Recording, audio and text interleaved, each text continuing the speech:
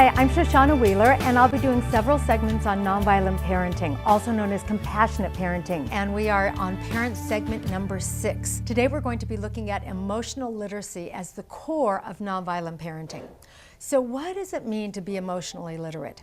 Number one, it means that we really feel our feelings. So we're really in touch with when we're angry, when we're sad, when we're joyous, when we're irritated. All of those feelings, we recognize when we're feeling them.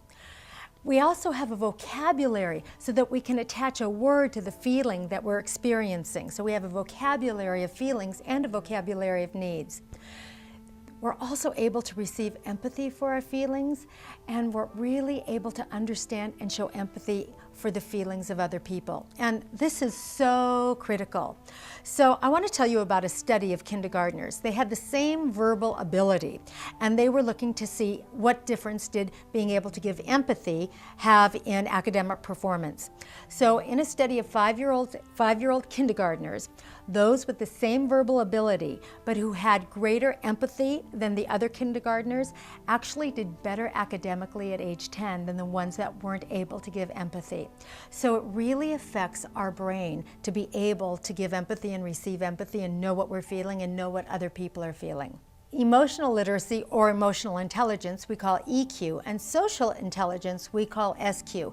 And we're raising both of those in nonviolent parenting. And what's really important to know is that these intelligences are all learned. They are not inherited traits. So it's up to us as parents to help our children grow in both the emotional and the social arena. And what we really want to recognize is that underneath emotional literacy or emotional intelligence and social intelligence is again the basic needs that drive all of human behavior. And so behavior is just the strategies to meet the needs that every single human being has. And the dominant paradigm looks at those strategies or looks at those behaviors as either good or bad, whereas in the nonviolent paradigm, we're just looking at them as strategies. And did they meet my needs or not? And so if our children are behaving in a way that we're not enjoying, we're going to help them choose different strategies. It's really important to see the difference. We're not going to think of them as lesser because of that strategy. They didn't know any better because they're always doing the very best that they can to meet their needs. If they had had another way to do it, they probably would have. So it's our job to really give them the skills that they need to be able to do and behave in ways that we enjoy.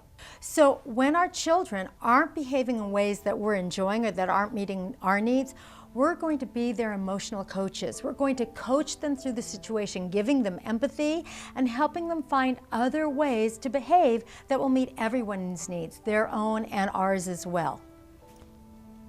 So a tool that we use in nonviolent parenting is called OV Needs, and it's an acronym. It stands for observation, feelings, needs, engaging, giving empathy, and developing solutions. So I'm going to give explanations for that. So the observation piece is noticing what your child is doing, but without the evaluating. So instead of walking into the bedroom and saying, "Oh my gosh, this is a pig pen, pick up your clothes," which automatically creates disconnection, we're going to go, "Wow, I noticed that there are lots of clothes on the floor." So that's an observation. There's no evaluation in it. No one can even argue about it. Yeah, there are lots of clothes on the floor. People can hear observations. We can't hear evaluations. When we hear evaluations, we disconnect. When we hear observations, we're able to stay connected with one another. We're then going to really notice what we think the child's feelings are. And we all have the ability to do this. And one of the reasons we have the ability to do this is we all have mirror neurons in our brains. That means that I can look at you and know what you're feeling.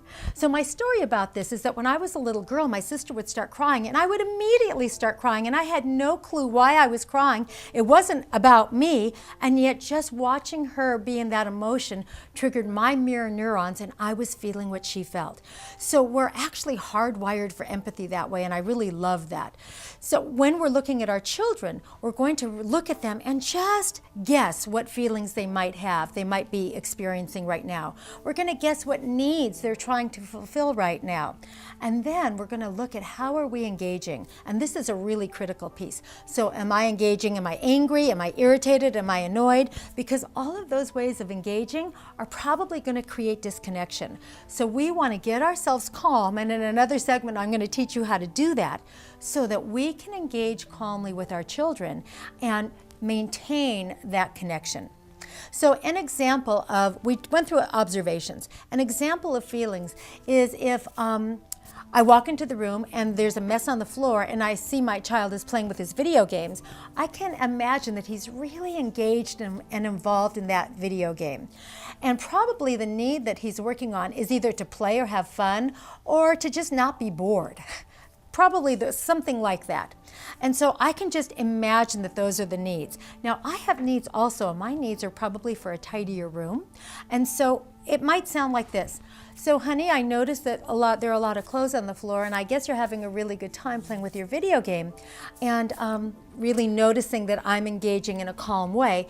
And then and that would be the empathy piece, is just telling them how I imagine that they're feeling and what I'm imagining that they're needing. The dominant paradigm would look like, I walk into the room, oh my gosh, I can't believe this floor. This is a pig bed in here, and here you are playing your video game again. Turn that thing off right now and clean up your room. So you can imagine the difference, how the child feels really disconnected from me. I am definitely disconnected from my child. So the relationship is moving in a downward spiral. And what we really want is to maintain the connection, because we know this is what grows the brain. This is what's going to make my child emotionally literate, emotionally intelligent. So that's why nonviolent parenting is so critical, how we engage with our children. And I want to tell you what our children get out of that kind of interaction. First of all, what they learn is that who they are, their feelings and their needs and what they want are really important.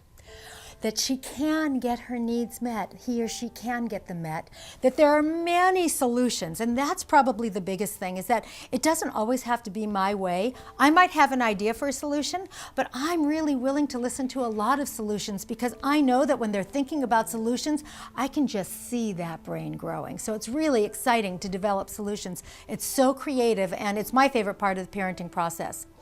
They also learn that parents can be trusted. They can count on me. And that, really importantly, children learn that they can manage difficult situations and come out on the other side, that they can be successful in those kinds of difficult situations. And lastly and finally, they know that they're loved by their parents, which is so, so critical. Thank you for watching this segment. This is Shoshana Wheeler at ProfessorIt.com.